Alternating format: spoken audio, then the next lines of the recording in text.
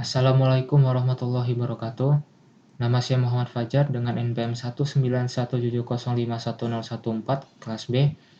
Pada kesempatan kali ini saya ingin menjelaskan materi tentang struktur komputer dengan arsitektur von Neumann dan perbedaannya dengan arsitektur Harvard.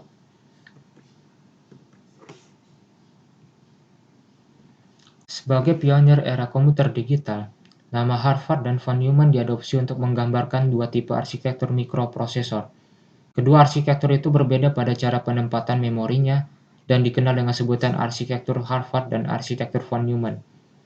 Arsitektur von Neumann adalah arsitektur komputer yang menempatkan program ROM (Read-Only Memory) dan data RAM (Random Access Memory) dalam peta memori yang sama.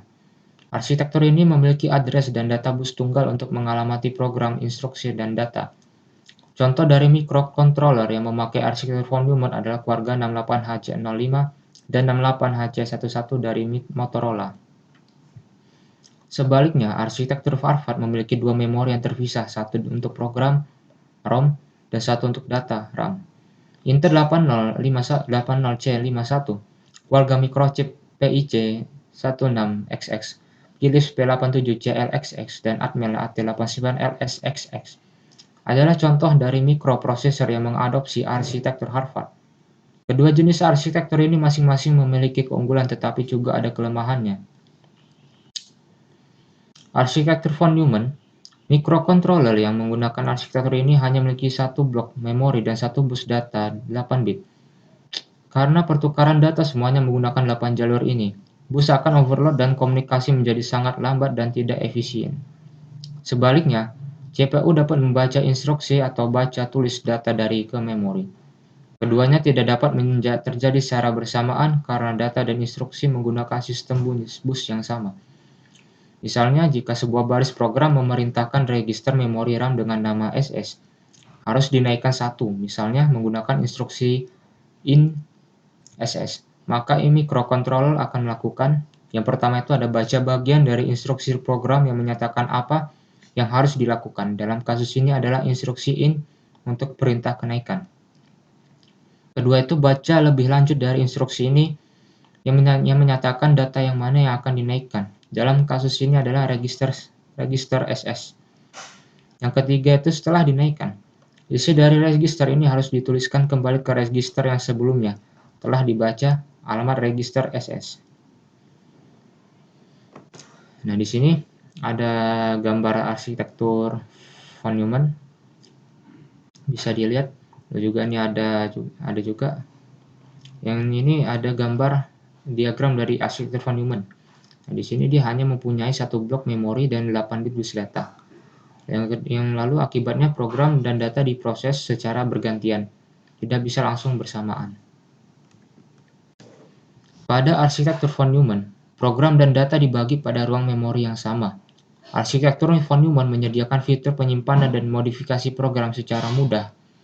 Bagaimanapun, penyimpanan program tidak mungkin optimal dan membutuhkan berbagai pengumpulan program dan data untuk membentuk instruksi. Pengumpulan program dan data diselesaikan menggunakan time division multiplexing yang akan berpengaruh pada performa mikrocontroller yang menggunakan arsitektur von Neumann atau Princeton adalah Motorola 68HC11. Nah, seperti ini bentuk gambarnya. Lalu ini ada keuntungan arsitektur von Neumann. Apa itu keuntungannya? Yang pertama itu ada fleksibilitas pengalamatan program dan data. Kedua itu program selalu ada di ROM dan data selalu ada di RAM. Yang ketiga itu arsitektur von Neumann memungkinkan prosesor untuk menjalankan program yang ada di dalam memori data atau RAM. Lalu apa kelemahan arsitektur von Neumann? Yang pertama itu bus tunggalnya itu sendiri, sehingga instruksi untuk mengakses program dan data harus dijalankan secara sekuensial atau berurutan dan tidak bisa dilakukan overlapping untuk menjalankan dua instruksi yang berurutan. Lalu bandwidth program harus sama dengan bandwidth data. Jika memori data 8 bits, maka program juga harus 8 bits. Lalu yang terakhir ini prosesor von Neumann membutuhkan jumlah clock atau clock GPI, clock atau clock per instruction yang relatif lebih banyak sehingga eksekusi instruksi dapat menjadi relatif lebih lama. Nah, di sini ada arsitektur Harvard. Apa itu arsitektur Harvard? adalah arsitektur yang dengan fisik terpisah penyimpanan dan sinyal jalur untuk instruksi dan data. Istilah ini berasal dari Harvard Max, satu komputer berbasis relay, yang disimpan petunjuk pada pita menekan 24 bit lebar, dan data dalam counter elektromekanis. Mesin-mesin awal memiliki penyimpanan data seluruhnya terkandung dalam Central Processing Unit dan tidak memberikan akses ke penyimpanan instruksi sebagai data. Program perlu dimuat oleh operator. Prosesor tidak bisa booting sendiri. Saat ini sebagian besar prosesor menerapkan jalur sinyal yang terpisah tersebut untuk alasan kinerja, tetapi sebenarnya menerapkan arsitektur Harvard dimodifikasi, sehingga mereka dapat mendukung tugas-tugas seperti memuat program dari penyimpanan disk sebagai data dan kemudian dijalankan. Nah, di sini ada gambar diagram arsitektur komputer dengan model Harvard. Ya, dia itu memiliki dua bus data yang berbeda. Program dan data dapat diproses bersamaan, memudahkan pada saat menghitung keperluan memori bagi suatu aplikasi. Di sini juga ada gambarnya lagi. Microcontroller yang menggunakan arsitektur ini memiliki dua bus yang berbeda. Satu bus 8 bit dan menghubungkan CPU ke RAM. Yang lain terdiri dari beberapa jalur, 12, 14, atau 16, dan menghubungkan CPU ke ROM. Dengan demikian, CPU dapat membaca instruksi dan mengakses memori data pada saat yang bersamaan. Karena semua register memori RAM lebarnya 8 bit, semua pertukaran data dalam microcontroller menggunakan format yang sama, sehingga selama eksekusi penulisan data hanya 8 bit yang diperhatikan. Dengan kata lain, yang perlu Anda perhatikan saat merancang program adalah lebar data, yang bisa dipertukarkan atau diproses hanya selebar 8 bit, ya hanya selebar 8 bit saja. Program yang Anda buat untuk beberapa microcontroller ini akan tersimpan di dalam ROM internal atau flash ROM. Setelah dilakukan kompilasi ke bahasa mesin, lokasi memori ini dinyatakan dalam 12, 14, atau 16 bit. Sebagian dari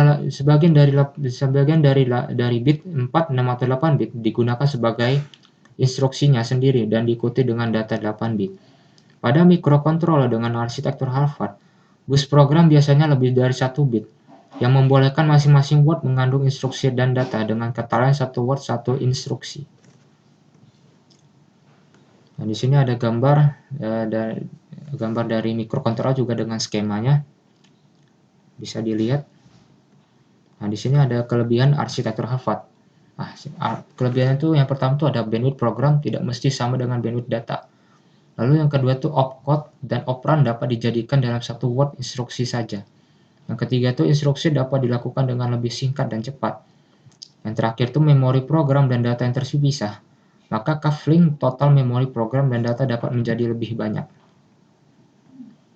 Nah, kelemahan arsitektur Harvard ini tidak memungkinkan untuk menempatkan data pada ROM. Kedengarannya aneh, tetapi ini arsitektur memang tidak memungkinkan untuk mengakses data yang ada di ROM. Namun hal ini bisa diatasi dengan cara membuat instruksi dan mekanisme khusus untuk pengalamatan data di ROM. Mikroprosesor yang memiliki instruksi seperti ini biasanya disebut berarsitektur modified Harvard. Instruksi yang seperti ini dapat ditemukan pada keluarga MCS51, termasuk Intel 80C51, B87CLXX dari Philips, dan Atmel, AT89LSXX. Kesimpulan, arsitektur von Neumann, arsitektur yang menempatkan program ROM, read-only memory, dan data RAM, random access memory, dalam peta memori yang sama. Arsitektur ini memiliki address dan data bus tunggal untuk mengalamati program atau instruksi dan data. Contoh dari microcontroller yang memakai arsitektur von Neumann adalah keluarga 68HC05 dan 68HC11 dari Motorola. Sebaliknya, arsitektur Harvard memiliki dua memori yang terpisah, satu untuk program ROM dan satu untuk data RAM. Intel 80C51, keluarga microchip PIC16XX, Philips P87CLXX, dan Atmel AT89LSXX adalah contoh dari mikroprosesor yang mengadopsi arsitektur Harvard. Oke, demikian dari saya. Wassalamualaikum warahmatullahi wabarakatuh.